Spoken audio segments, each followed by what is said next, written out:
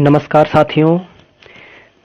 देखिए मित्रों, माध्यमिक शिक्षा बोर्ड राजस्थान अजमेर की कक्षा 12 की पुस्तक सृजना हम पढ़ रहे थे और इसमें हमने जो है 7 अध्याय कंप्लीटली पढ़ लिए थे।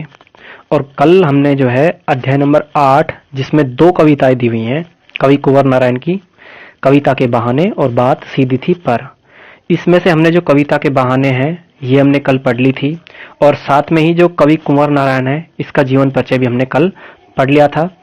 आज जो हम पढ़ेंगे इसी पाठ की दूसरी कविता कौन सी है? बात सीधी थी पर। इस कविता का जो है हम आज पढ़ेंगे। तो जिन साथियों ने हमारी पिछली वीडियो नहीं देखी है तो सबसे पहले आपसे रिक्वेस्ट है कि आप जो है डिस्क्रिप्शन में जाकर के सीधा लिंक दिया हुआ है वहां से देख सकते हैं या फिर चैनल पर जाकर के जो है जाकर के देख सकते हैं। तो मित्रों, अब हम चलते हैं सीधे आज की हमारी दूसरी कविता कौन सी? बात सीधी थी पर, जिसके रचयिता कौन है? कवि कुंवर नारायण। देखिए मित्रों, कल हमने जीवन परिचय और पहली कविता जो है वो पढ़ ली है, तो आप उसको जरूर देखें, उसके बाद ही इसको देखें। तो अब हम चलते हैं सीधे इसके दूसरी कविता पर। देखिए मित्रों, दूसरी कविता है आज की कवि कुंवर नारायण की, बात सीधी थी पर। ये कवि के जो है अपने भाषा के प्रति मन के उद्गार हैं, जो किस तरीके से उन्होंने जो है शब्दों के माध्यम से परोया है, हम लोगों को प्रेषित किया है और क्या कहना चाह रहे हैं इसका मीनिंग भी आपको जो है अभी मालूम हो जाएगा। एक बार इसको हम पढ़ लेते हैं।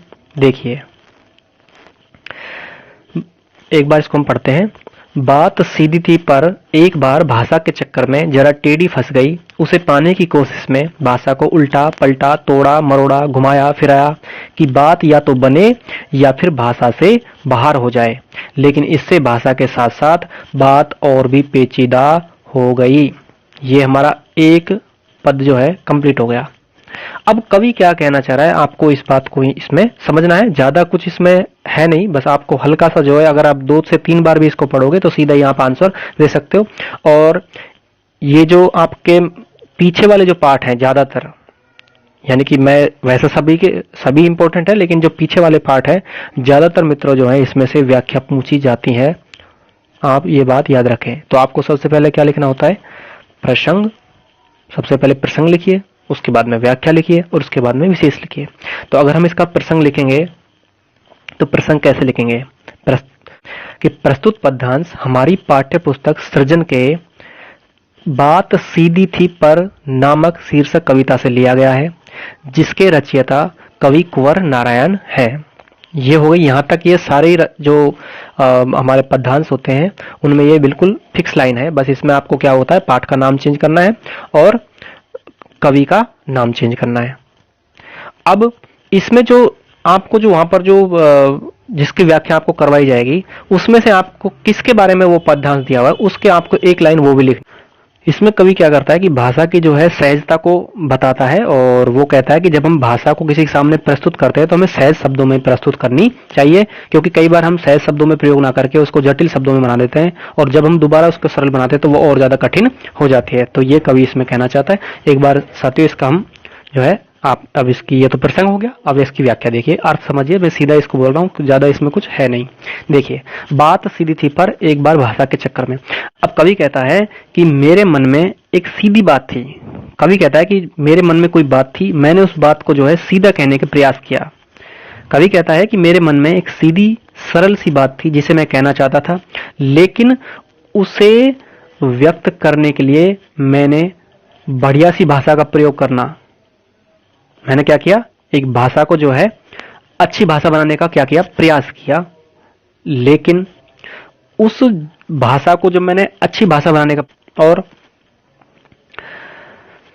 और जो उस शब्दों की सरलता है वो कठिन हो गई।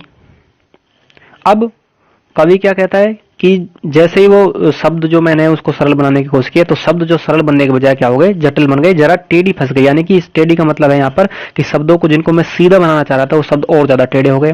अब क्या किया, उसे पाने की कोशिश में मैंने भाषा को उल्टा पलटा, तोड़ा मरोड़ा, घुमाया फिरा, मतलब शब्दों को जो है बदला, उठा करके एक जगह से दूसरी जगह रखा, शब्दों को जो है कई बार चेंज कर लेते हैं, एक्सचेंज। इस तरह से हमने शब्दों को, कवि कहता है कि मैंने बदल करके देखा, लेकिन वास्तविकता यह हुई कि जो भाषा थी वो सहज सुलझने के बजाय उलझती चली गई। और फिर मैंने उनको तोड़ा मरोड़ा, घुमाया फिराया और सोचा कि या तो अब ये बात बने या फिर भाषा से भारी हो जाए। लेकिन इस भाषा के साथ साथ बात और भी पेचीदा, पेचीदा का मतलब होता है मित्रों जटिल, कठिन होना, कि जैसे ही मैंने इनको सबको घुमाया फिराया, तोड़ा मरोड़ा, तो भाषा और ज्यादा कठिन हो गई, जटिल हो गई। समझ में आ गया होगा? अगर आप इसको एक बार फिर से समझिए, ज्यादा कुछ है नहीं, सरल है, लेकिन एक बार फिर से देखिए। कवि कहता है कि मेरे मन में एक सीधी सरल सी बात थी जिसे मैं कहना चाहता था, लेकिन उसे व्यक्त करने के लिए बढ़िया सी भाषा का प्रयोग करने से उसकी सरलता समाप्त हो गई। मित्रों की शब्द जाल में सरल बात भी जो है जटिल हो गई। कवि कहता है कि जब उस बात को कहने के लिए मैंने भाषा को बदलने का प्रयास किया, भाषा को उल्टा पलटा, शब्दों को काट छाट कर आगे पीछे किया, मैंने ऐसे प्रयास इसलिए किया कि सीधी बात को सरलता से व्यक्त किया जा सके। मैंने कोशिश की कि या तो मेरे मन की बात को सहजता से व्यक्त हो जाए या फिर भाषा को जंजाल से छूटकर ये बाहर हो जाए, किंतु ये दोनों बात ही नहीं हो सकी और इस प्रयास में स्थिति और ज्यादा खराब हो गई। भाषा अधिक जटिल हो गई और मेरी बात उसके जाल में उलझ कर रह गई। इस तरह भाषा का परिष्कार करने के चक्कर में सीधी बात और भी ज्यादा जटिल हो गई। ये इसका अर्थ है सीधा सीधा। आप जैसे भी चाहें इसको याद कर सकते हैं। तो मित्रों ये एक पद हमारा कंप्लीट हो गया। अब देखिए दूसरा।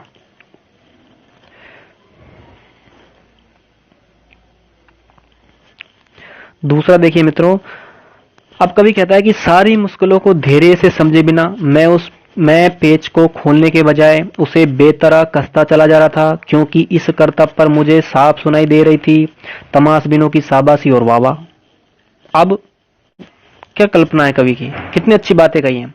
कवि कह रहा है कि मैंने जब शब्दों को जो है बदलने के और शब्दों को जो सरल बनाने की कोशिश किया, तो सारी मुश्किल को धैर्य समझे बिना, अब मैंने क्या किया, मुश्किल को जो है, जो मुश्किल काम था उसको मैंने समझा ही नहीं, मैंने उसको समझा ही नहीं और उसे सुलझाने के उपाय जो है यानी कि प्रयास करने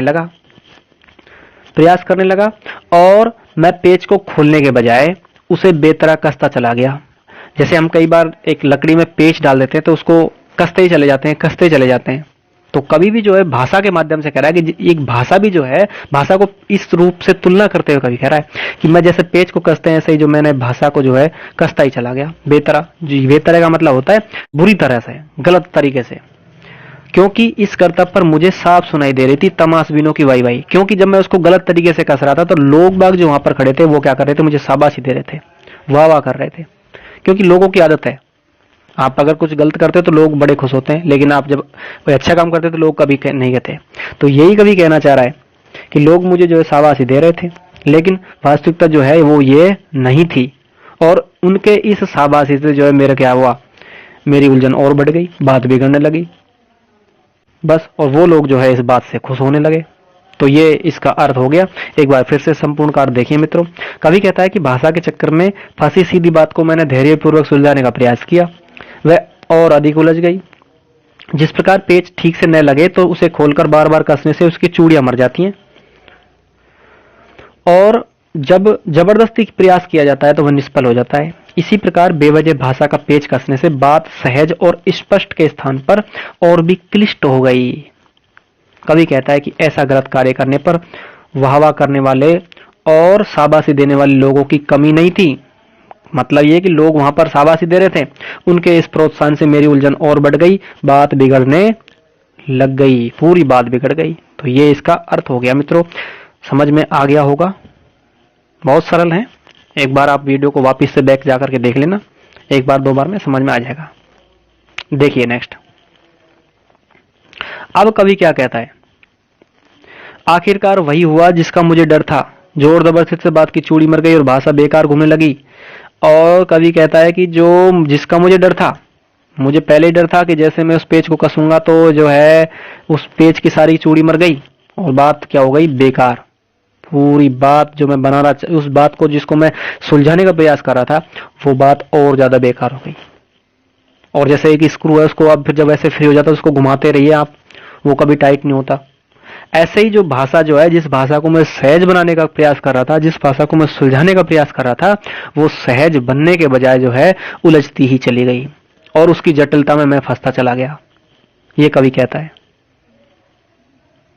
तो समझ में आ गया होगा। एक बार नहीं समझ में आया तो वापस से देख लेना।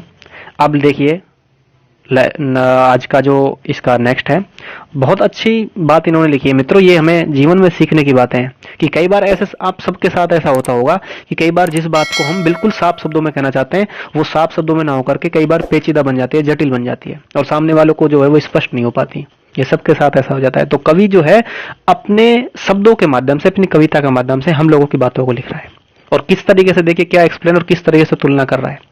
अब देखिए क्या कह रहा है कवि कि हार कर मैंने उसे कील की तरह उसी जगह ठोक दिया, ऊपर से ठीक ठाक पर अंदर से न तो उसमें कसाव था न ताकत। बात ने जो एक शरारती बच्चे की तरह मुझसे खेल रही थी मुझे पसीना पोंछते देखकर पूछा, क्या तुमने भाषा को सहूलियत से बरतना नहीं सीखा? अब देखिए कवि ने क्या अच्छी बात कही है। अब कवि कह रहा है कि कई बार जब एक स्क्रू खराब हो जाता है, पेच खराब हो जाता है, तो हम क्या करते हैं, उसको हथौड़ा मार के जबरदस्ती ठोक देते हैं। अब कवि कहना चाह रहा है कि हम उस स्क्रू को ठोक तो देते हैं, लेकिन वास्तविकता यह है कि अब उस स्क्रू को जो ताकत होती है, उसकी वो ताकत जो है, जो रियल उसकी पावर होती है, वो पावर खत्म हो जाती है। क्यों? क्योंकि हमने उसको जबरदस्ती ठोका है। अब कवि कहता है कि जब मेरी भाषा, जो मैं जिस भाषा को सहज बनाना चाह रहा था, जिस भाषा को मैं सरल बनाना चाह रहा था, वो भाषा और क्लिष्ट हो गई और उसको फिर मैंने क्या किया, जैसे पेज को जबरदस्ती ठोकते हैं, अब उसको मैंने जबरदस्ती थोप दिया और लेकिन अब उसमें जो शब्दों की जो सौंदर्य थी, जो सुंदरता थी, वो है क्या हो गई, नष्ट हो गई, छीण हो गई। ये उदाहरण के तौर पर कवि कह रहा है। ये इसको आप उदाहरण समझिए, बात जो मैंने बताई वो वास्तविकता है। बात ने जो एक शरारती बच्चे की तरह मुझसे खेल रही, एक शब्दों का खेल से ऐसा हो गया। ये मुझे पसीना पोंछते देखकर पूछे, तुमने भाषा को सहूलियत करने से कहा? अब कवि कह रहा है कि मुझे, जब मैं इन बातों को जो है देख रहा था, या फिर जो जटिलता में जैसे जैसे शब्दों की सहूलियत को नहीं सीखा। सहूलियत का मतलब होता है सुविधा। ये देखिए मित्रों, ये बड़ा आसान सा है। एक बार इसको संपूर्ण को देखिए। कवि कहता है कि भाषा के साथ जबरदस्ती करने का परिणाम यह हुआ कि जिसका मुझे डर था, उस भाषा को तोड़ने मरोड़ने के चक्कर में उसका मूल भाव ही नष्ट हो गया। पेच को जबरदस्ती कसने से उसकी चूड़ी मर गई और पेच बेकार ही घूमने लगा। इसी प्रकार भाषा की बनावट के अनुचित प्रयास में उसका मूल भाव कत नष्ट हो गया और भाषा व्यर्थ की प्रयुक्त होती रही। कवि कहता है, आगे कवि क्या कहता है मित्रों, कि भाषा की तोड़ मरोड़ में, उसमें पेच कसने में लगे रहने में जब असमर्थ रहा, तब अपनी अभिव्यक्ति को चमत्कारी शब्दों में ठूस ठूस कर ऐसे ही छोड़ दिया, जैसे जिस प्रकार चूड़ियां मर जाने से पेच को कील की तरह ठोक दिया जाता है। उसी प्रकार मैंने कथ के साथ किया। तब वह कविता ऊपर से तो अच्छी और ठीक ठाक प्रतीत हुई, परंतु अंदर से एकदम ढीली व प्रभावहीन हो गई। कवि कहता है कि जब मैंने शब्दों को जबरदस्ती एक कील की भांति ठोक दिया, आप समझना मित्रों इस बात को, ये जो ठीक ठाक, ये जो है कि ऊपर से सब ठीक ठाक था, देखने में अच्छी लग रही थी, लेकिन वास्तविकता में उसके अंदर का जो भाव था वो पूरा नष्ट हो गया। और तब उस अभिव्यक्ति में न तो कशावट थी और न ही अपेक्षित प्रभाव ही नहीं रहा। अब कवि लास्ट की पंक्तियों में कहता है कि तब बात ने शरारती बच्चे के समान मुझसे पूछा कि तुम क्यों व्यर्थ की शाब्दिक क्रीड़ा कर रहे हो? शाब्दिक क्रीड़ा मतलब शब्दों की क्रीड़ा। और ये बात ही जो ये पूरी बात चल रही है। अब ये खुद इस कवि अपने आप से पूछ रहा है कि आपने कभी इस बात को सीखा ही नहीं, आप व्यर्थ की परिश्रम कर रहे हो, व्यर्थ की मेहनत कर रहे हो। मुझे अपना पसीना पहुंचते देखकर बात ने कहा कि तुम व्यर्थ में पसीना बहा रहे हो। क्या तुमने अब तक भाषा को सरलता, सहजता और उपयुक्तता से प्रयोग करना नहीं सीखा? तो मित्रों ये जो है बड़े अच्छे तरीके से जो है भाषा को व्यक्त किया है कवि कुंवर नारायण ने। आशा करता हूं आपको ये बात समझ में आ गई होगी। अगर समझ में आए तो एक बार लाइक जरूर करना मित्रों, और अपने सभी साथियों तक जो है शेयर करना। और जो भी हमारे साथी कक्षा 12 में अध्ययनरत हैं वो बहुत लाभकारी रहेंगे ये सारे वीडियोस, इसलिए आप अपने सभी साथियों तक इसको पहुंचाएं। और इसी के साथ साथ जो हमारे साथी शिक्षक बनना चाहते हैं हिंदी विषय से, चाहे वो राजस्थान पब्लिक सर्विस कमीशन से बनो या फिर हिंदी से आप DSSS दिल्ली से बनो या कहीं से भी, हिंदी जहां आएगी वहां रचनाएं जरूर आएंगी। तो आप याद रखें। इसी के साथ NET JRF जो हमारे साथ नेट जेआरएफ की तैयारी करें, बहुत इंपॉर्टेंट है मित्रों, जरूर पढ़ें, मनोयोग पूर्वक सुने और अर्थ ग्रहण करने की कोशिश करें, तब तो है ठीक, वरना सब व्यर्थ है। अभी जैसे हमने बात की थी, फिर वही पेच वाला हिसाब हो जाता है, सबका पेच मर जाता है, ऊपर से सब ठीक दिखता है, अंदर कुछ नहीं बचता। तो इसी तरह से मित्रों, आप भी भाषा की जो मर्यादा है उसको समझें, शब्दों के महत्व को समझें, और हिंदी तो शब्दों पर ही टिकी होती है। जो साथी हमारे हिंदी से पढ़ रहे हैं उनको ये बात मालूम होनी चाहिए। तो हिंदी अपने आप में बहुत रसात्मक भाषा है, बहुत अच्छी भाषा है। इसकी मर्यादा को समझें और खूब अच्छे से तैयारी करें, और आने वाले दिनों में जितनी भी भर्तियां हैं आप उनका जरूर लाभ उठाएं। तो इन्हीं आशाओं के साथ मैं आपसे एक इतनी अपेक्षा रखूंगा कि आप लाइक जरूर करें, और अगर चैनल पर नए आए हैं तो चैनल को सब्सक्राइब जरूर करें और बेल आइकन को प्रेस कर दें। तो देखिए साथियों, अब इसके कुछ शब्दार्थ हैं, आप इनको एक बार देख लीजिए। स्क्रीनशॉट लेना चाहें तो ले सकते हैं, क्योंकि कई बार शब्दों के अर्थ सीधे पूछ ले जाते हैं। तो चक्कर का अर्थ होता है उलझन, पेचीदा, पेच के समान, चूड़ी, प्रभाव, सहूलियत, सुविधा, कसाव, पकड़, भाषा में बेकार घूमना यानी बात का आशय स्पष्ट न होना, टेढ़ी फंसना, उलझ जाना, बेतरह, अनावश्यक ढंग से, तमाशबीन, तमाशा देखने वाले, बरतना, प्रयोग करना, पसीना पहुंचना, परेशान होना। तो इसके शब्दार्थ हैं। अब देखिए इसके कुछ क्वेश्चन। कविता के बहाने कविता की तुलना किससे सार्थक की गई है? तो मित्रों, कविता के बहाने जो है हमने अभी कल पढ़ी थी, जिन्होंने नहीं पढ़ी है वो वीडियो में प्लेलिस्ट में जाकर देख सकते हैं, डिस्क्रिप्शन में जो लिंक दिया हुआ है। इसमें जो आएगा मित्रों, इसका आंसर होगा फूल का खिलना, क्योंकि फूल के खिलने से जो है कविता में जो सार्थकता जो तुलना की गई है फूल के खिलने से की गई है, क्योंकि फूल जो है वो एक दिन मुरझा जाता है, लेकिन कविता जो है कभी भी नहीं मुरझाती है। नेक्स्ट है कर्तव्य शब्द में है। तो कर्तव्य में क्या है? प्रशंसा, निंदा, व्यंग या उपेक्षा। तो मित्रों, निंदा, उपेक्षा, व्यंग नहीं होती, कर्तव्य में प्रशंसा होती है। तो इसका आंसर होगा ऑप्शन नंबर फर्स्ट, और पहले का होगा सेकंड। तो देखिए नेक्स्ट, कविता की उड़ान भला चिड़िया क्या जाने, क्या अभिप्राय है? तो मित्रों, ये हमने, अगर आपने ठीक ढंग से मनोयोग पूर्वक सुना होगा तो आप इसका आंसर आराम से दे सकते हैं। इसमें क्या बताया था कि जो कविता, जो चिड़िया की जो उड़ान है वो सीमित होती है, और जो कविता की उड़ान होती है वो व्यापक होती है। तो ये इसका आंसर हो जाएगा।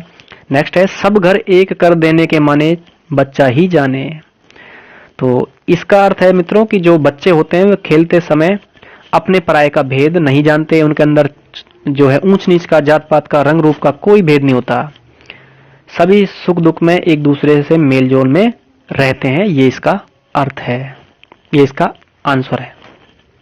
बाकी लघुतरात्मक और निबंधात्मक आप देख लीजिएगा। व्याख्यात्मक, ये व्याख्यात्मक प्रश्न है। तो मित्रों, आज के जो हमारा पार्ट नंबर 8 है वो यहीं पर समाप्त होता है।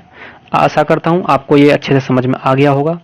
अब हम मिलेंगे नेक्स्ट पार्ट अध्याय नंबर 9 पर, जो इस पुस्तक का आखिरी अध्याय है काव्य खंड का, यानी कि पद्य का जो पाठ है वो आखिरी है, और बहुत अच्छा पाठ है सुभद्रा कुमारी चौहान का मेरा नया बचपन। बहुत अच्छा है, और इसीलिए वो शायद लास्ट में दिया है, क्योंकि कई बार अच्छी चीजें होती हैं वो हमेशा लास्ट में मिलती हैं। मुझे लगता है कि ये इस पुस्तक का जो है काव्य खंड का सब सौंदर्य है, ये पाठ सुभद्रा कुमारी चौहान का। पढ़ेंगे उसको नेक्स्ट में बहुत अच्छे तरीके से, एक बार उसका आदर्श वाचन करेंगे, उसके बाद में उसको पढ़ेंगे। तो अब हम मिलेंगे नेक्स्ट वीडियो में, तब तक के लिए नमस्कार।